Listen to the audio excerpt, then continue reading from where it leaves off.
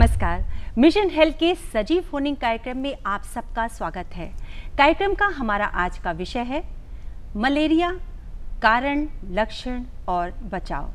और इस विषय पर जानकारी देने के लिए हमारे साथ हैं डॉक्टर राम मनोहर लोहिया अस्पताल लखनऊ के वरिष्ठ परामर्शदाता डॉक्टर संदीप चौधरी जी। डॉक्टर साहब, बहुत बहुत स्वागत है आपका कार्यक्रम में।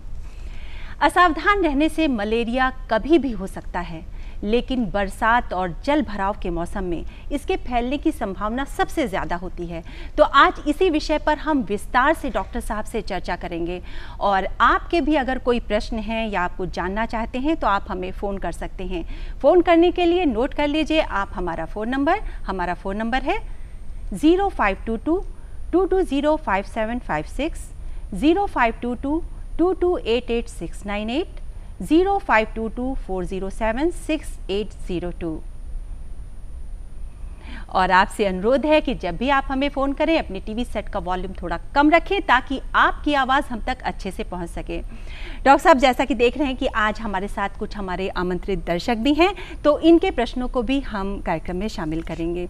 तो सबसे पहले ये बताइए कि मलेरिया का जो संक्रमण है ये किन कारणों से फैलता है और क्या सिर्फ बरसात के मौसम में ही मलेरिया फैलता है? ये प्राय पाया गया कि बरसात के मौसम में कुछ ऐसी जगह जैसे घर छत के ऊपर टायर ट्यूब, टीन के नारियल डिब्बे, इस सब में पानी का अनावश्यक रखा हो जाता है। कूलर में पानी, गमलों में पानी, तो मच्छरों का प्रजनन आमतौर पे इस बरसात के सीज़न में ज़्यादा होता है।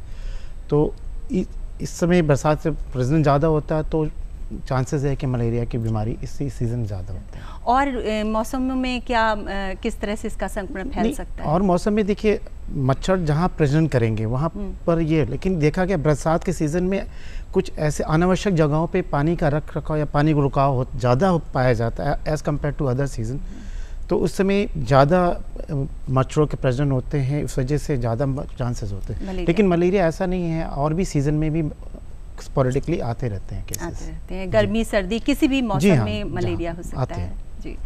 हमारे एक दर्शक हमारे साथ बैठे हुए विपिन जी, आप कुछ डॉक्टर साहब से पूछेंगे? जी डॉक्टर साहब, क्या कभी जाड़ा देकर आने वाला बुखार मलेरिया हो सकता है?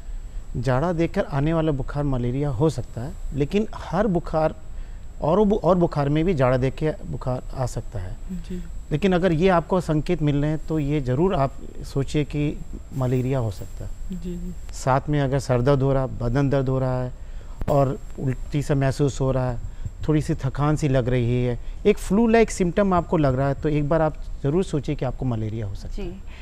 डॉक्टर साहब, एक कॉलर हमारे बाराबंकी से हैं, नंद स्वरूप मिश्रा जी।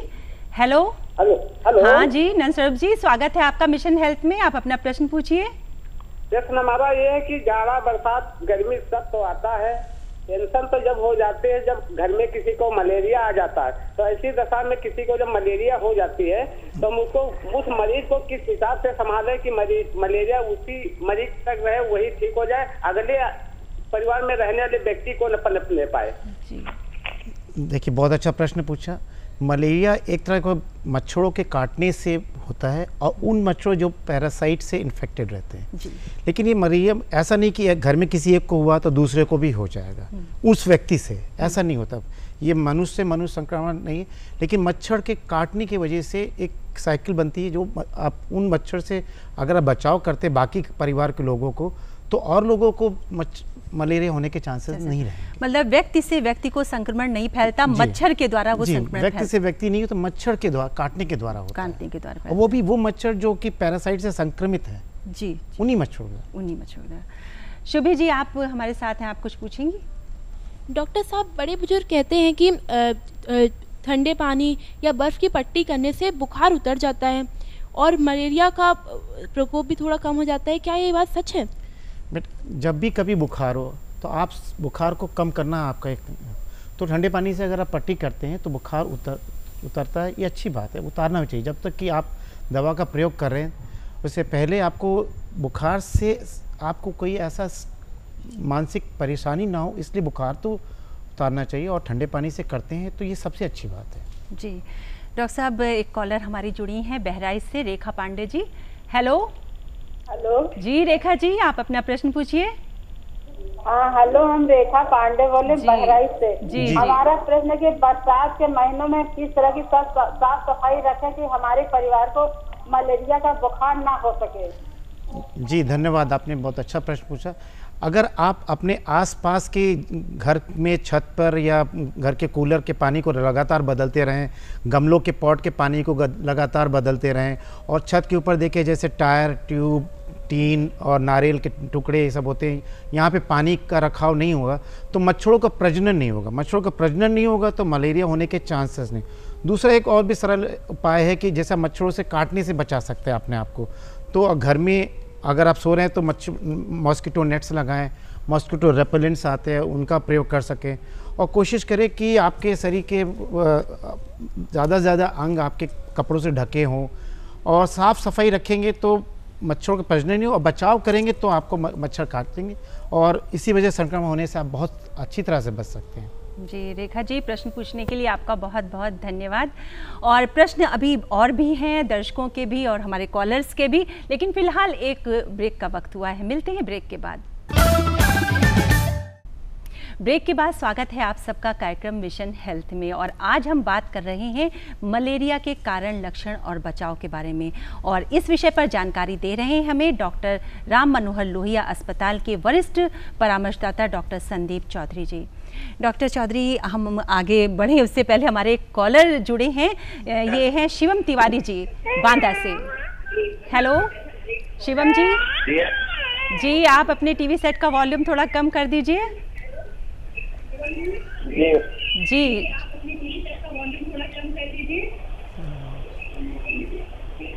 हेलो। जी जी शिवम जी, प्रश्न पूछिए। जी सर, हमारा प्रश्न ये है कि क्या मलेरिया को घर पर भी कोई घरेलू उपचार द्वारा ठीक किया जा सकता है? देखिए, मलेरिया के घर पे जहाँ तक बीमारी की बात है, आप बुखार उतारने के लिए ठंडे पानी से पट्टी कर सकते हैं, और उससे ज़्यादा आप थोड़ा सा ये बात पे ध्यान दीजिए कि मरीज को उल्टी अगर हो रही है तो कुछ तरल पदार्थ की चीज़ दें, और घर में बने साधारण चीज़ जैसे कि नींबू शिकंजी है, ये सब घोल बराबर आप पानी की मात्रा देते रहें, जैसे उन्हें और कॉम्प्लिकेशंस ना हो।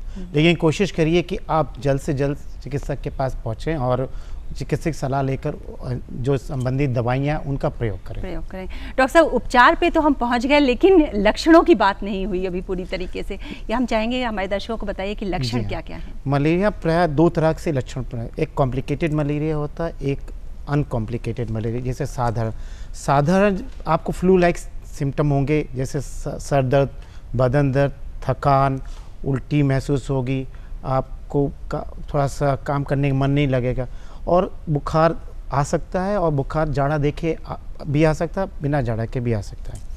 अब दूसरा जो होता है, जो कॉम्प्लिकेटेड मलेरिया आमतौर पे उनमें होता है जहाँ बहुत दिनों से मलेरिया हो रहा पहले, तो वो एक तरह खून की कमी से भी आ सकते हैं। एक सेरेब्रल मलेरिया होता है जो कि बहुत ही खतरनाक मलेरिया का रूप होता है, जिससे जल्द से जल्द आप चिकित्सक के पास पहुँचे, और उसके सिम्टम ऐसे होते हैं कि अचानक सर दर्द होता है, बहुत तेज बुखार होता है, और मनुष्य जो जिनको ग्रसित होते हैं उन्हें झटके भी आ सकते हैं, और बेहोशी की अवस्था में भी वो पहुंच सकते हैं। तो ये वो सिम्टम है जिस स्टेज पर आप जितनी जल्दी हो सके चिकित्सक के पास पहुँचे और चिकित्सकीय सलाह आप ज़रूर से ज़रूर। तो ये कॉमन सिम्टम्स होते हैं, और इन्हें अगर आप किसी भी पे, तो मैं यही कहूँगा कि जल्द से जल्द आप चिकित्सालय आके इस तरह के लक्षण अगर दिखाई दें तो तुरंत सतर्क हो, क्योंकि मलेरिया एक बहुत ही जानलेवा बीमारी है जो मच्छरों के, संक्रमित मच्छरों के काटने से होती है, और इसका अगर समय पर आप पहुंचते हैं चिकित्सालय पे तो 100% इलाज संभव है। बस ये कि समय आप पहुंचे। जी डॉक्टर साहब, रोली का उन्नाव से फोन है। हेलो। हेलो जी रोली जी, स्वागत है आपका मिशन हेल्थ में, आप अपना प्रश्न पूछिए। मेरा सवाल ये है डॉक्टर साहब से कि अगर किसी को मलेरिया हो गया है तो क्या उससे चिकनगुनिया और डेंगू भी हो सकता है एक साथ? और ये भी जानना चाह रही हूँ कि सरकार के द्वारा तो बहुत ठोस कदम उठाए जा रहे हैं मच्छरों को नियंत्रित करने के लिए, मगर जन समुदाय की क्या भूमिका होनी चाहिए?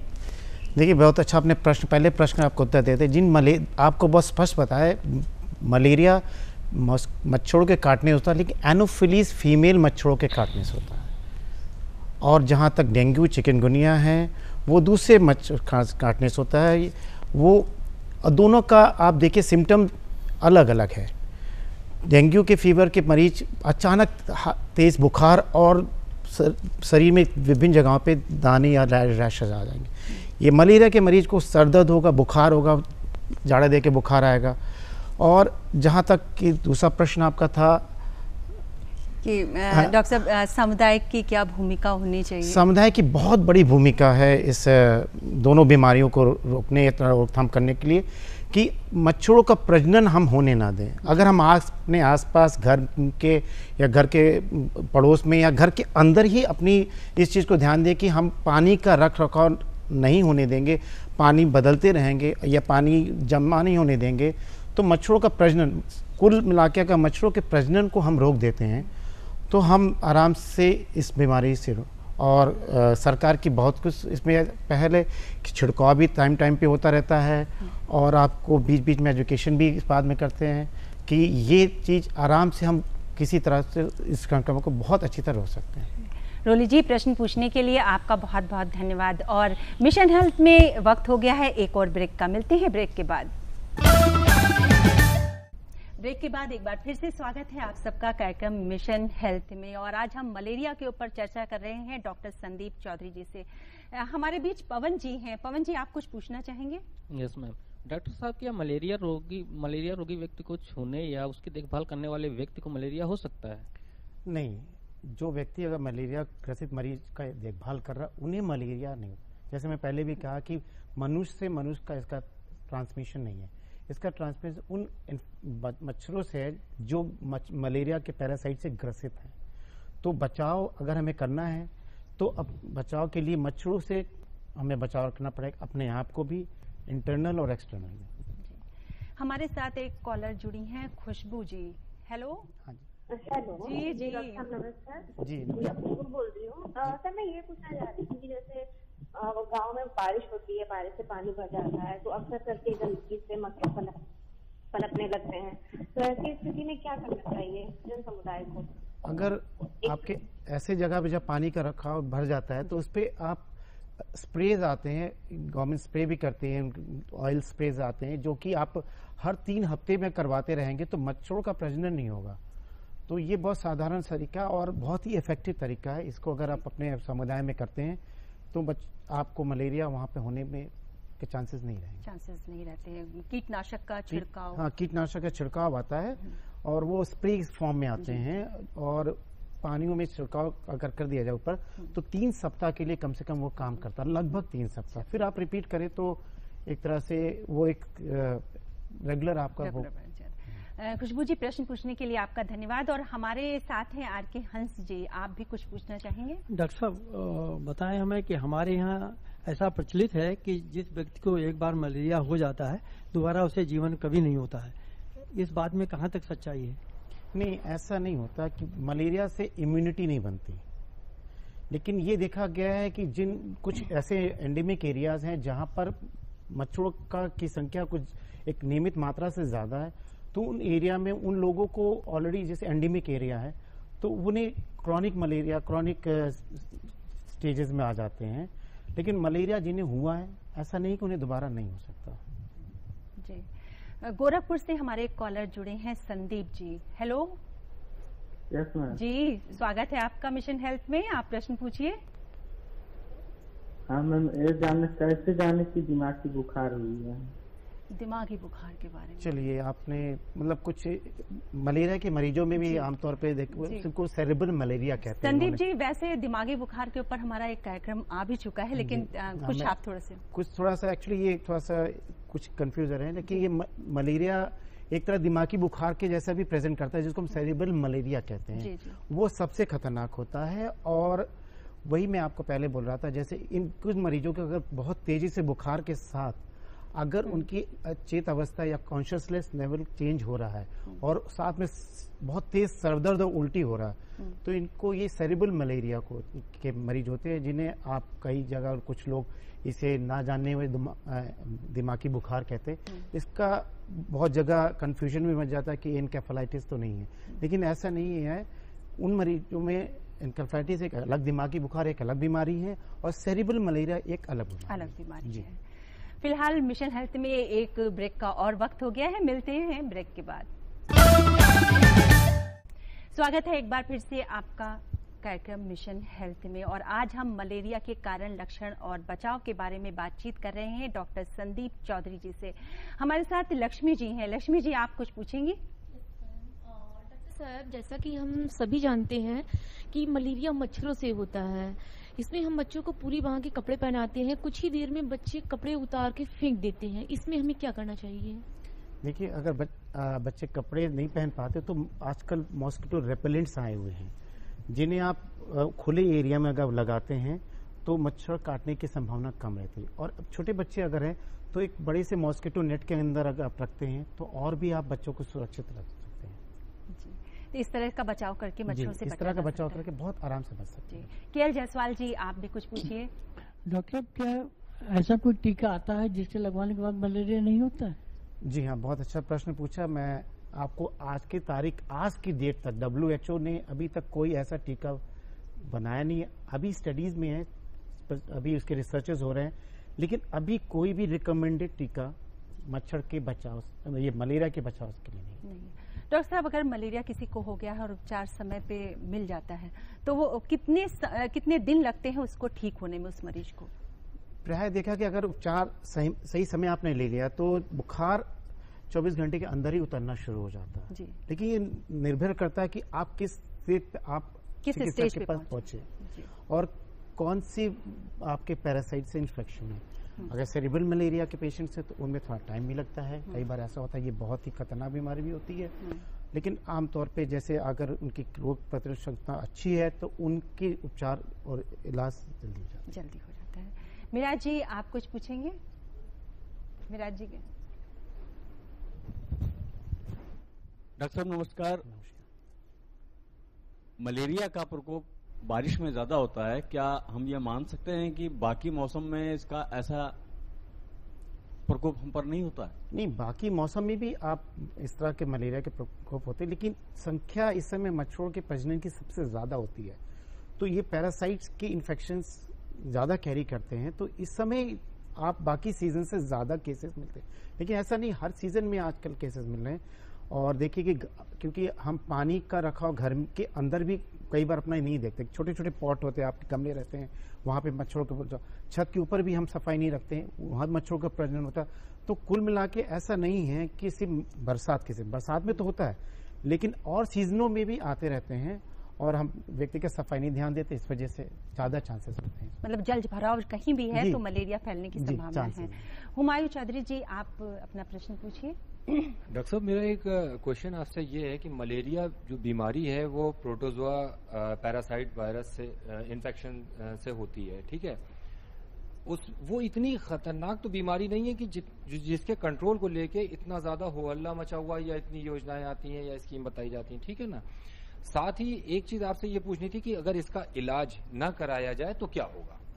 देखिए, मैंने जैसे पहले आपसे कहते हैं, मलेरिया एक बहुत ही जानलेवा बीमारी इसलिए है क्योंकि इतनी तेजी से शरीर में जो पैरासाइट्स हैं इतनी तेज बढ़ते हैं कि सिम्टम्स बहुत तेजी आते हैं, और समय पे नहीं इलाज किया गया तो कॉम्प्लिकेशन इतनी जल्दी होते हैं कि वो बीमार बुखार के कारण किसी भी दिमागी अवस्था के जा सकता है। और रहा तक इलाज पूरा संभव है और समय पे बस पहुंचे तो आप जल्द से जल्द ठीक भी हो सकते हैं। राकेश जी, आप अपना प्रश्न पूछिए। लोग कहते हैं कि मच्छर मारने की दवा में बहुत तेज जहर होता है, तो मच्छर मारने की दवा का प्रयोग कितना सही है? देखिए, मच्छर मारने वाली जो दवाइयां आती है वो सब टेस्ट होकर आती हैं। जैसे जो भी रेपेलेंट्स आते हैं, या वो कॉइल्स में हो चाहे वो पहले टेस्ट के गुजरने के बाद तब ये आते हैं कि ये ह्यूमन बॉडी में इसके कोई नुकसान। और रही बात, जो छिड़काव होते हैं वो उस तरह होते हैं कि वो खुले वातावरण में आपको कोई नुकसान पैदा न करे, तो उसमें ऐसा कोई नहीं है कि इनसे कोई आपको नुकसान पैदा होने वाला है, ऐसा कुछ नहीं है। डॉक्टर साहब, मलेरिया की पहचान होने के बाद उसका उपचार किस तरह से शुरू किया जाता है? देखिए, उपचार बहुत सरल है। पहले तो उसकी कंफर्मेशन होना जरूरी होता है। आमतौर पे ब्लड सैंपल से साधारण रूप से हो जाता है, और आजकल तो रैपिड टेस्टिंग किट्स आ गए हैं, आप तुरंत एक ड्रॉप ब्लड से लीजिए, तुरंत आपको पता चल जाता है। और जो दवाइयां हैं बहुत ही सरल, और हर प्राथमिक स्वास्थ्य केंद्र और हर जिला अस्पताल में मुफ्त सरकार ने उपलब्ध कर रखी है। उनको आप जाएं तो आपको मिले, दवा लेते हैं तो आपको जल्द से जल्द दवाइयों से आराम मिल जाता है। तो ये था मिशन हेल्थ का आज का हमारा सजीव फोनिंग कार्यक्रम। और अब चलते चलते